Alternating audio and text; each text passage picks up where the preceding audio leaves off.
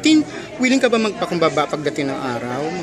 Sorry kahit na alam sinasabi mo nga wala ka namang maling nagawa. Parang, Ba't dapat i-sorry? wala eh.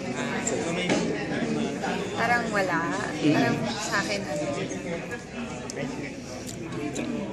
let, Time will heal. let's just forget about it. Nasaktan ka ba kasi yung iba parang 50-50 naniwala sa'yo, naniwala rin kay Miss V, tapos yung iba naman sinasabi na may kwento ka na kasi before na nakipag-away ka rin sa kapatid mo, so what's new? Parang Yeah, as much as possible,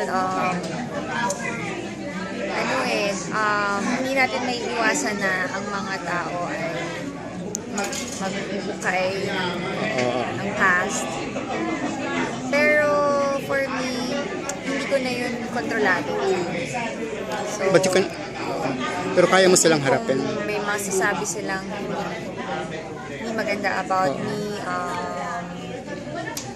I guess it's part of my job because Mapupuna ka ayos na talaga. kami. Oo. Talagang nakikita talagang minsan na may ganun talagang mga tao, di ba? Even in Hollywood, di ba? Oo. Kahit di naman nila kilala yung mga celebrities in real life, they would judge.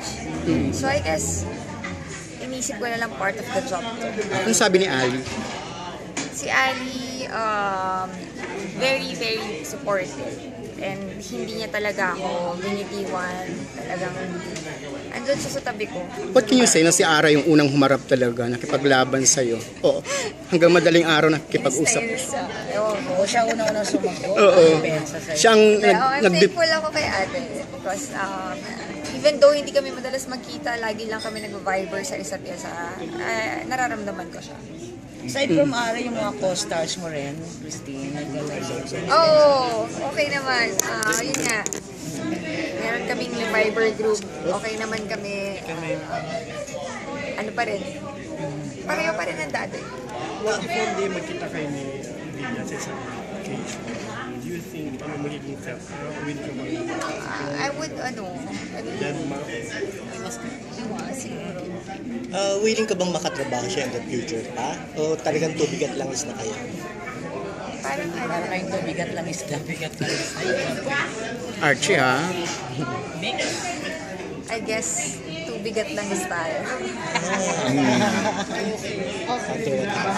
Saktan ko.